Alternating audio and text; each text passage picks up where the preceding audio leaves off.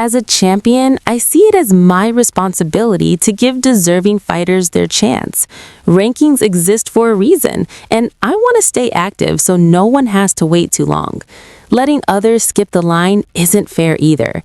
I'll talk to the UFC and see what they decide, but I'm an easy champion and open to whatever happens. I've got a responsibility. I talk about having a responsibility as a champion. I don't think enough champions look at it that way. For me, I look at it as a responsibility. Rankings for a reason, people that deserve it. If someone does get in, I'll be active enough to still give the people that deserve it a chance anyway, so I don't have to wait too long. But if I'm just going to keep letting other people just cut the line, I'm not really doing my either. So I'll talk to the UFC, see what they say. But for me, again, I'm an easy champ. Stand at the end of the day, if the UFC just push it or whatever, all right. But we'll see what happens. When asked who he would like to fight next, the champion said this in an interview after the main event. Who do you think wins that fight if they fight those two? Lerone Murphy got good, got good footwork. Can fight the right fight. I just think Movza ends up holding. I think he's going to be stronger. I think Movza. But I mean, it would be an interesting fight. You know, if anyone can work a good game plan to keep him on the outside and make it hard for Movza, Lerone could do that. But if I had to pick someone, it would probably be Movza. Lopes's future is uncertain, but at 31, he could still be a title contender, especially since only Volkanovski and Evloev have beaten him since 2021.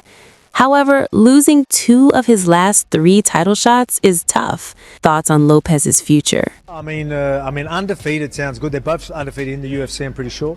But I think Movza is 19-0. He's got that wrestling style, right? You know, that sort of wrestling grappling style that's taken over the UFC at the moment. The new era, they could say, undefeated. You know, I'm looking at the storyline. They're both good storylines, but probably if he goes out there, who do I think's going to win that fight? I think Movza wins that fight. So I think if they do fight, I'll probably end up facing him. So you save the UFC from the wrestlers, is that what you're saying?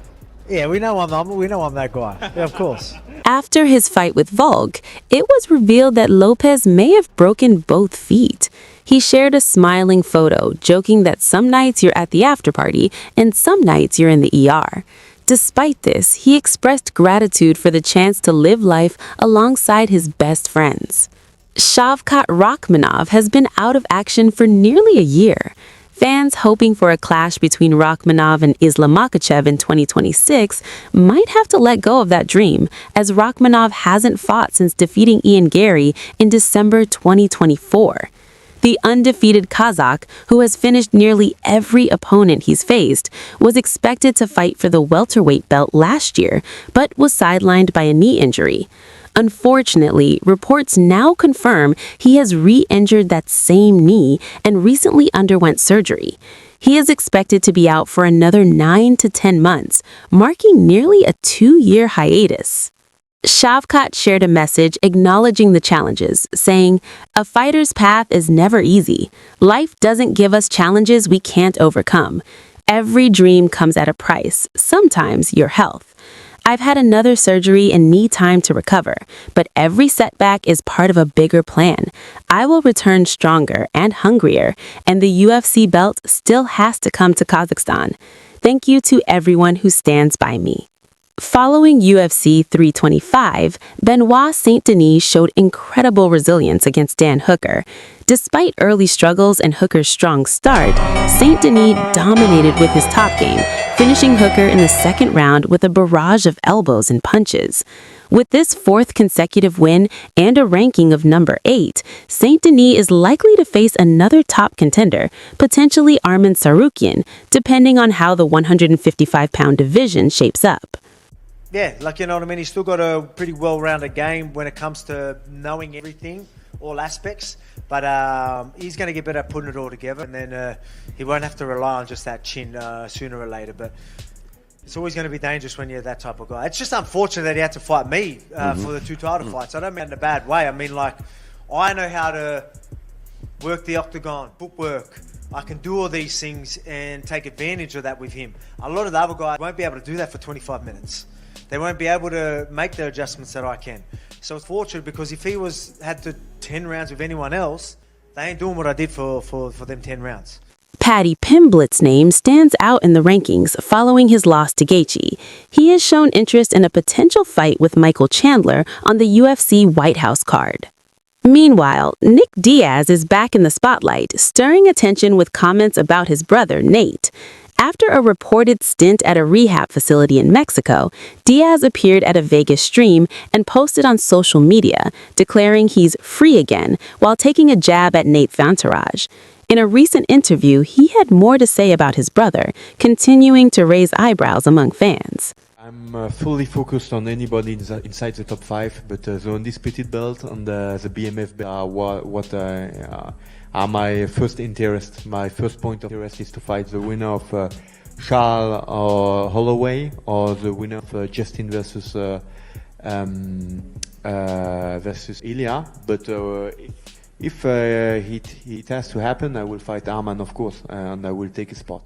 Before anyone jumps to conclusions about Nick and Nate Diaz, relax. The brothers have been seen hanging out recently, so it's likely they're still on good terms. Considering their long-standing bond, it wouldn't surprise me if everything between them is fine. UFC updates. After UFC 325, February has no numbered events, but there are some solid fight night cards. Coming up at UFC 325 weigh-ins, Aaron Tao was caught trying to cheat the scales by leaning on the curtains and lifting his heels. The fight was canceled, and Tao apologized on Instagram, admitting he failed to make weight and apologizing to his opponents, the UFC, his team, and fans. The question remains, should he get another chance or face consequences? In other news, Alexander Hernandez finally addressed the UFC 324 betting scandal. His fight against Michael Johnson was pulled due to suspicious activity. On Instagram, Hernandez said he gives his all in competition and that having a fight canceled after a full camp and weight cut was disheartening. He emphasized respecting the sport, acknowledged the ongoing investigations, and expressed a desire to move forward. This marks the second betting-related incident since November. Finally, Brian Ortega confirmed he's out of his fight against Renato Moicano. Ortega later posted a statement on social media addressing the situation. I've been the same since day one. I'm always going to be the same. I like talking to people. I like taking pictures with fans. I don't like to be that guy that everybody's like, oh, that guy's a I met him and he's a I feel like that's more my brother. He's kind of stuck up. But I've always been better at dealing with people, you know what I mean? Like, I teach the class, big classes, big seminars, lots of people. With Brian Ortega officially out of his fight, fans are left wondering who should step in for UFC 326's co-main event against Renato Moicano. In other news, Jose Enrique Souza has pulled out of his scheduled fight against Nikolai Veretennikov on February 7th.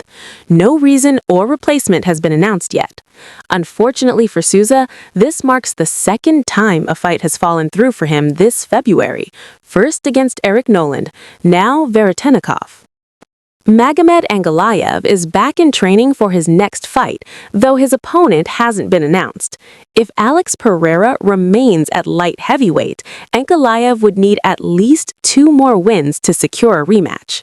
Fans are invited to share who they'd like to see him face next. Brian Ortega posted a statement about the situation on his social media. Just want to send you guys a little message to my fans, my supporters who've been riding with me, Obviously, the news is coming out that no longer am I fighting on March 7th in Vegas.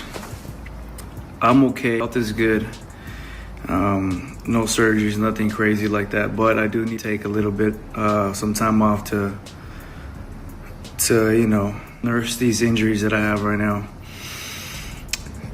It just sucks, where it's not crazy like that, where I need to have surgery, but I have to rest it and let it heal and chill and do some physical therapy. So I'm gonna be on that mission. So that's it. But it's just a little bit delayed. Nothing crazy. I'm still planning on fighting twice this year. So look out. Meanwhile, Jon Jones is expressing doubts about appearing on the UFC White House card. He has requested to be on the event, but isn't confident the matchup with Alex Pereira will happen. In an interview, Jones mentioned that some things are beyond his control, though he continues training and maintaining a fighter's lifestyle. He also acknowledged that skipping the Tom Aspinall fight may have complicated things with Dana White and the UFC's plans. Dana White has confirmed that no White House-related fight announcements will happen until February, after UFC 325, so fans can expect updates on Instagram soon. On the topic of Jon Jones, a video surfaced of him asking DC if they're friends now. DC responded bluntly that he isn't, claiming all Jones does is talk trash. Judging by Jones's reaction before noticing the camera, it seems their tension isn't going anywhere. Are we going to see you and Alex Pereira, White House, and would you go back down to light heavyweight? It's got to be heavyweight. What do you want? I don't know what's going to happen, Smo. I'm working out. I'm eating healthy. I'm living the lifestyle. I'm walking the walk the way I've done it my whole life. And I don't really know what's going to happen, but regardless, man, I take it one day at a time. Some things are just out of my control. But I feel good. I feel blessed. Whether I fight again or not, I feel wonderful. And I'm so grateful for this life that God granted me. In other news, Colby Covington predicts a quick finish in the upcoming Ilia Topuria versus Justin Gaethje fight. He believes Topuria will knock Gaethje out within a minute, highlighting Gaethje's vulnerable head positioning. Colby also expressed uncertainty about whether Kamaru Usman deserves the next title shot, pointing to younger contenders like Michael Morales. Regardless, he's most interested in seeing a matchup between Ilia Topuria and Islam Makhachev over any other fight. Jon Jones, DC, with Jon Jones' friend now? Me? Yeah. No. Jon Jones only talk to me. All he do is talk That's all he do is talk. Many agree with Colby. Islam Makhachev versus Ilia Topuria is one of the top 3 fights the UFC could make right now, and the UFC White House event would be the perfect stage. Questions remain. Will Ilia vacate his lightweight title to move up and face Islam, or will the UFC book Islam against Ian Gary, as Ali Abdulaziz hinted? Does Usman deserve it? Maybe because he's long-standing in the division. Who else is there? They could, I don't know. It just depends on what the UFC is going to do. If they want to go with the new blood, they got the Michael Morales kid. He's right there. He could probably compete for the title. We'll see. I want to see Topuria Makhachev. That's the fight I really want to see. I feel like that's a high-level fight. That really determines who the pound-for-pound best fighter in the UFC is. So, if there's any fight they can make happen with Makhachev, I want to see it. Possibilities are exciting, and fans are eager to see what the UFC announces next. That wraps up today's update. Make sure to subscribe and turn on notifications so you never miss a video.